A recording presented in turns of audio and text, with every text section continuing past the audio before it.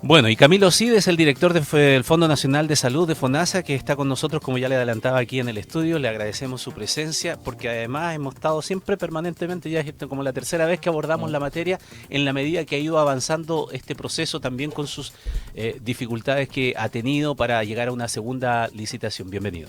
Muchas gracias, Ramón. Muy buenos días. ¿Cómo está el ánimo entonces? ¿Cómo ha ido cambiando esta situación y cómo llegamos a esta segunda licitación? ¿Con qué ánimo, con qué perspectiva? Bueno, con una perspectiva optimista respecto de los cambios técnicos que hemos efectuado. Hemos, durante los 3 meses que tuvimos de cierto de análisis y conversación y de recoger, digamos, ciertas inquietudes, hemos hecho un trabajo bien fino a través de reuniones por la ley de lobby, cierto, con 15 compañías de seguro. Con también por el lado de los prestadores en tema del arancel, que también implicó reuniones con prestadores, y hemos podido entonces recoger con fineza las inquietudes, las incertidumbres que se apreciaban. Nosotros en la vez anterior habíamos hecho una propuesta de información, de entregar información y de los parámetros de la licitación que tenía que ver con lo que nosotros veíamos habitualmente en el mercado de los seguros complementarios, ¿no? Porque los seguros habitualmente están lanzando nuevos productos y tienen entonces ciertos parámetros de información para hacer esas políticas, ¿no?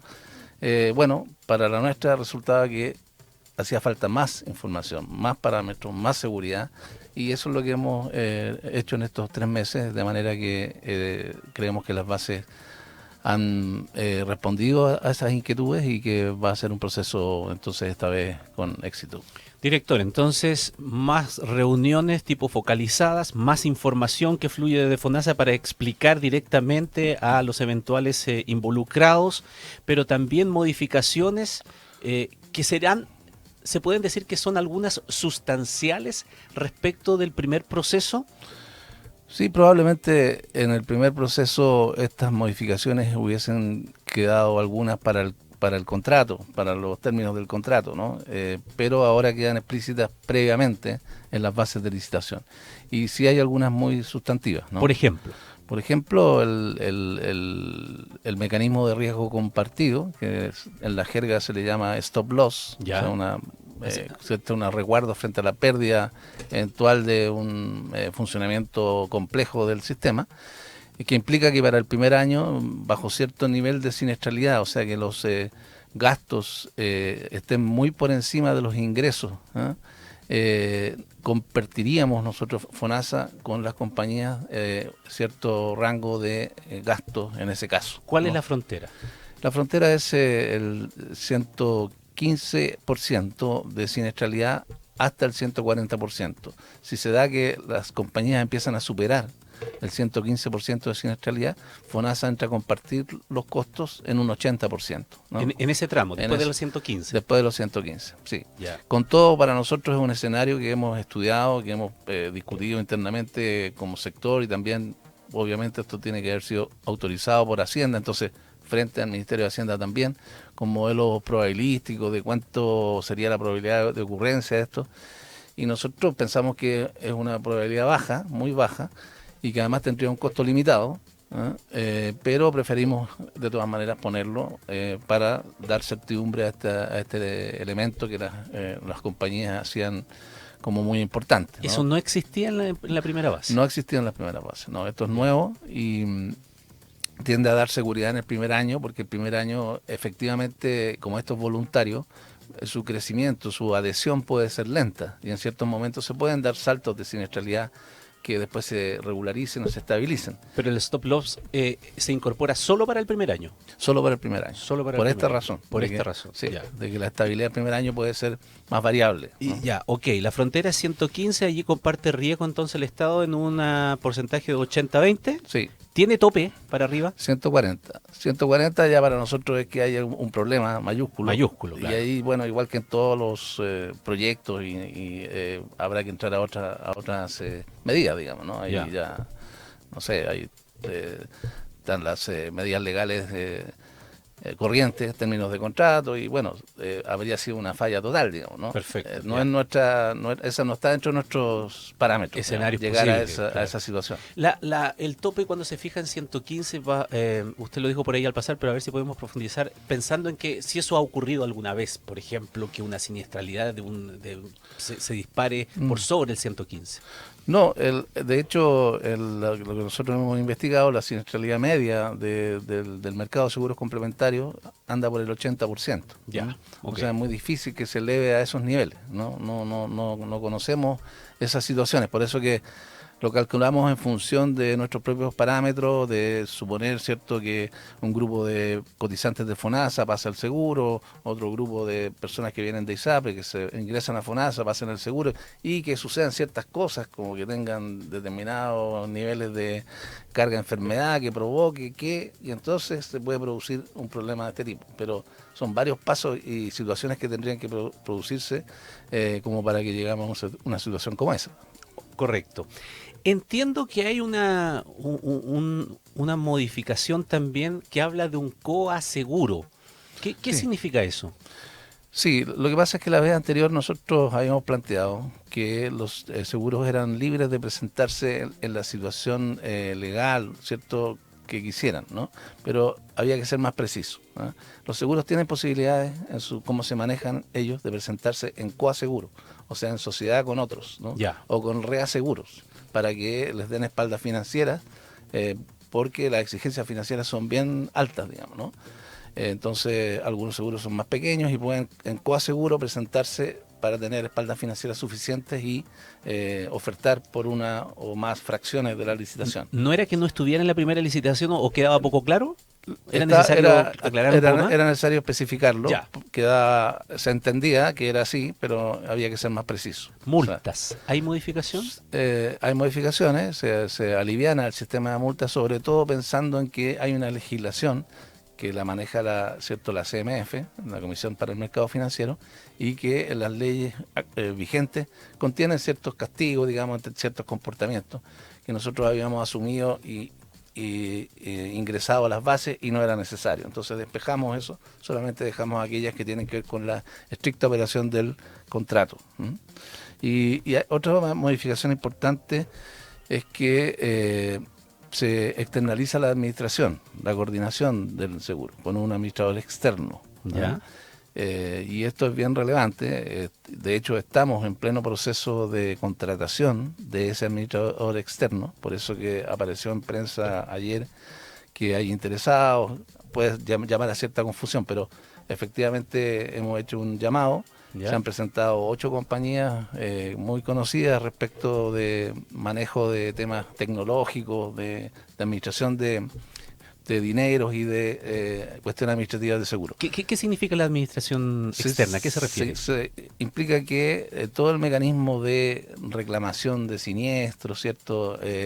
Pagos, transferencias entre FONASA, los seguros, los prestadores, ¿cierto?, que va a ocurrir en su momento, sea administrado por un ente centralizado que hace el rol de coordinación y entonces resulta, si lo externalizamos, nos resulta más económico y también más fácil en términos logísticos. En el anterior diseño, ¿dónde estaba eso?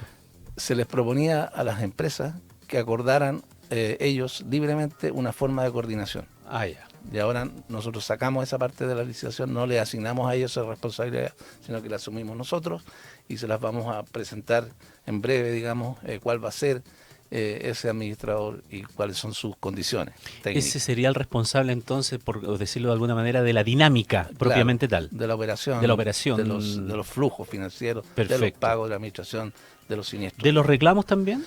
Los reclamos tienen dos vertientes, ¿no?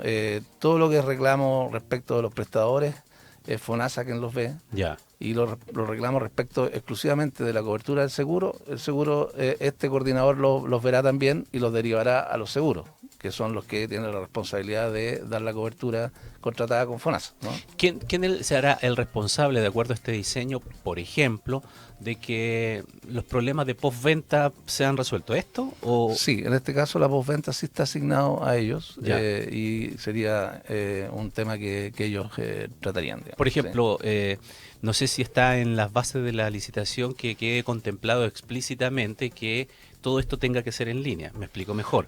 Cuando por uno supuesto. va y tiene un tal vez contratado hoy día, quien está en FONASA o en ISAPRE, un seguro complementario, lo que le facilita bien la vida es que cuando uno llega y pone la huella, de inmediato le opera su ISAPRE y luego el seguro complementario, porque, voy a decirlo en buen chileno, es un cacho sí, claro. cuando le cubre o le aparece uno solo y el otro no, y le dice no sabe qué, va a tener que ir a reembolsar, suban los papeles, etcétera, etcétera.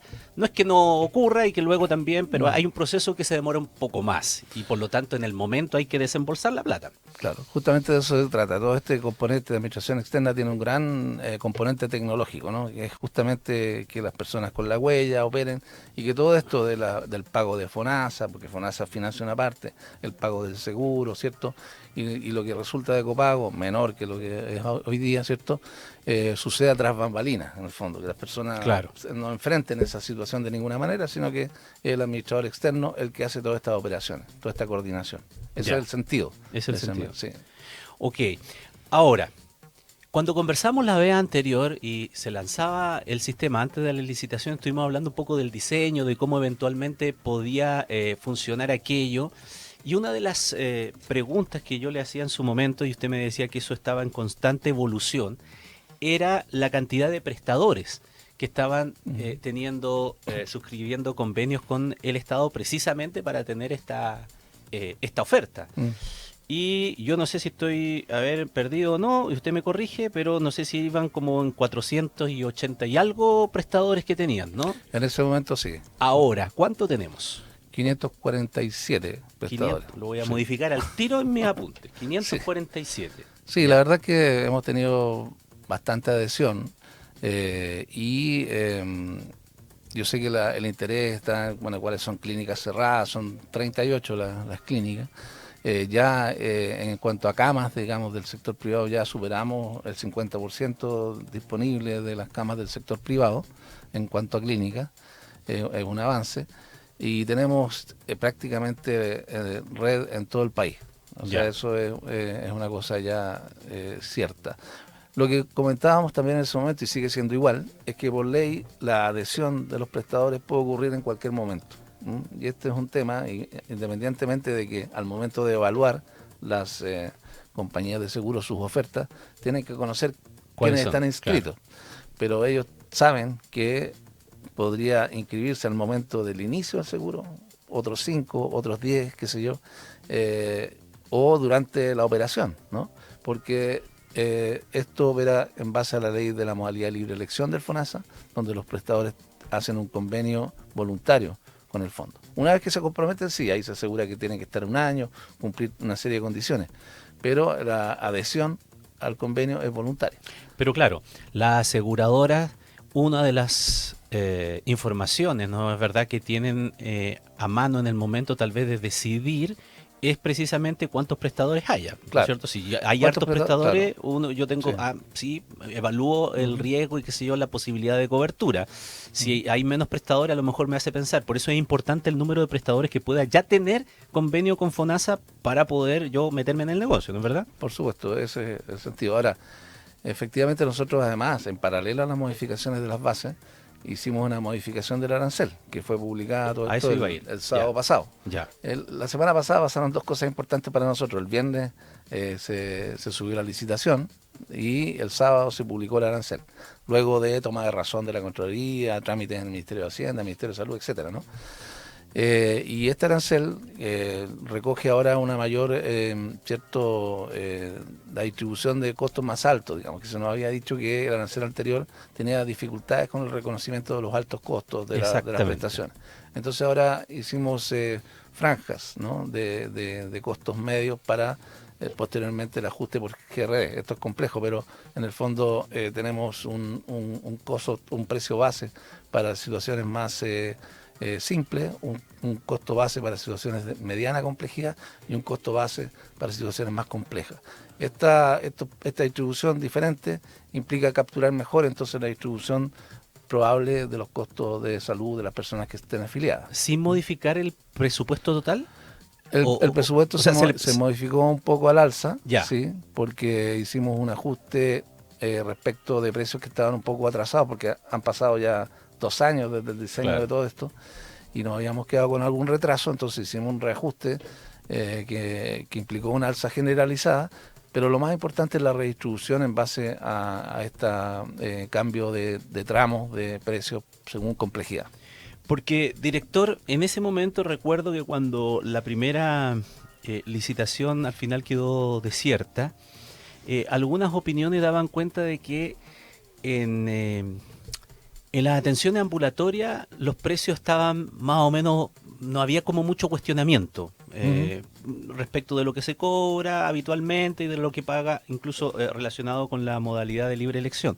Pero que en el tramo de las prestaciones hospitalarias estaba algunos que hacían mucho el punto de que había demasiada diferencia y que por lo tanto podría ser no atractiva para los prestadores. Claro, lo que pasa es que nosotros calculamos estos costos en base a los promedios que observamos en la industria y no en base a una clínica o a un prestador en particular. Por lo tanto, los que estén fuera de la media se van a ver más o menos representados dependiendo de cuán distantes estén, ¿no? Entonces eso es evidente que va a ocurrir, digamos, ¿no? Ahora, no en todas las prestaciones. Ahora, también es importante que nosotros consideramos las licitaciones que nosotros hacemos con los privados, donde ahí ellos postulan, ¿cierto? Hay que recordar que tenemos 70 prestadores privados en la licitación de lista de espera GES y no GES, ¿no? Donde ahí ellos postularon ciertos precios que son muy cercanos, incluso algunos inferiores a los que estamos nosotros ahora poniendo en el arancel, ¿no? Yo creo que ahí hay una forma de evaluar que es muy subjetiva, ¿no? En algunos puntos. Por ejemplo, ¿no? Las clínicas en realidad cuando se enfrentan a los precios de las ISAPRES o de FONASA, en realidad enfrentan bastantes vectores de precios o listados de precios distintos, ¿no? Entonces no operan con uno solo, ¿no? Operan con precios de una ISAPRE, de otra ISAPRE, a veces de la misma ISAPRE tienen distintos columnas o listados de precios porque tienen distintos tipos de plan, ¿no? Ya. Y entonces las estimaciones de las clínicas es multiplicar su cantidad, ¿cierto? Fraccionarla en distintas aseguradores y en distintos niveles de precio, ¿no? Entonces siempre hemos pensado que es un error para una clínica estimar toda la actividad con el precio de nuestro arancel, porque eso es irreal. Tiene que estimar una parte de su actividad con el precio del arancel, ojalá creciente, porque estimamos que va a ir creciendo, ¿cierto? Pero no es que tenga que cuadrarle todas las finanzas de la clínica en función de un único arancel, porque eso no es realista, ¿no? Entonces, esto lo hacen siempre, o sea, es como estiman cuando se comprometen con un PAD con nosotros, un pago asociado a diagnóstico, que es una intervención quirúrgica definida, con un precio definido, un copago definido. Que tiene un pago establecido. Y que tiene, claro, y que es de la modalidad de libre elección. Eso es lo que hacen en ese caso. No es que no estiman que les cuadren exactamente cuáles van a ser sus costos y cuánto van a ir rentabilizar, ¿no? Sino que lo hacen en una mirada global. Entonces, lo que nosotros les pedimos a ellos es que hagan esta mirada global también en la evaluación de la MSC y se van a encontrar con que la situación es distinta, digamos, ¿no? En el fondo, si funcionó y sigue funcionando de esa manera en esos pagos, ¿por qué no ocupar el mismo criterio en esta modalidad de seguro complementario? Sí, exactamente. Lo que pasa es que, claro, nosotros en este seguro complementario, voy a mencionar esto nomás, que tenemos ciertas líneas rojas que tienen que ver con nuestra naturaleza de seguro público, ¿no? Y que están en la ley. Nosotros no podíamos aceptar 2 discriminaciones. Una, por sexo, edad o preexistencia. Esas discriminaciones que son odiosas, que nosotros en FONASA no tenemos, nunca hemos tenido, no podíamos tenerlas ahora. Y así quedaron. Por eso que la prima es plana, no hay prohibición de ingreso al seguro, etcétera, ¿no? Y la otra discriminación es que se discrimine odiosamente respecto de las prestaciones disponibles. O sea que yo, clínica, diga, mire, yo le voy a ofrecer estas, pero estas otras no, porque no me conviene. Todas aquellas, porque eso es discriminación por prestaciones, no por personas, pero por prestaciones. Entonces, todo lo que está en la oferta posible tiene que ser ofrecido, ¿no? Y ese es el punto, digamos, que a nosotros nos lleva a que las clínicas tengan que, ¿cierto?, evaluar el arancel, darlo por completo, ¿sí?, pero en función de toda su actividad y no solamente con FONASA, ¿cierto?, y entonces hacer una evaluación también en el tiempo de cómo se van incorporando las personas al seguro, de manera que las rentabilidades o no, los equilibrios financieros son variables, pueden ir cambiando de acuerdo a un montón de parámetros, ¿no? Oiga, director, y la pregunta del millón para terminar. Yo sé que me la va a tirar un poco para el córner, pero no importa, se la hago igual. ¿Qué es el hecho de que haber hecho estas modificaciones y todo aquello podría llevar a que el cálculo, la estimación o la proyección de cuánto cueste la prima sea más alta de lo que tenían proyectado anteriormente? No le voy a preguntar cifras, pero sí algunos expertos han señalado que el cálculo estimativo podía ser, y bien conveniente, que hubiese sido más o menos unos 30.000 pesos, ¿no es cierto? No sé si eso estaba correcto o no estaba correcto, o era lo que ustedes esperaban, pero dadas las modificaciones, más allá de cuánto sea, estas modificaciones implican que la prima podría ser un poco más alta de lo que se estimó al comienzo. Nosotros, bueno, la prima es el principal variable de la licitación, ¿no? Por supuesto. Nosotros esperamos que la licitación, siendo una subasta Porque si me competitiva, llega una prima de 100.000 claro, pesos, por supuesto, claro. Siendo una subasta competitiva, lo hemos visto también, ¿eh? FONASA está acostumbrado a trabajar con subasta, con los prestadores de lista de espera, de GES, de diálisis, de camas críticas, etcétera. Y vemos que se producen movimientos importantes de lo que uno pensaría, ¿eh? Entonces nosotros confiamos en la competencia que ahí se produzca y que estas estimaciones que hemos tenido en el tiempo se mantengan, incluso que sean más convenientes, ¿eh? Porque digamos que este proceso, digamos, es para eso. Se produce en la subasta un momento de competencia que es muy significativo, ¿no?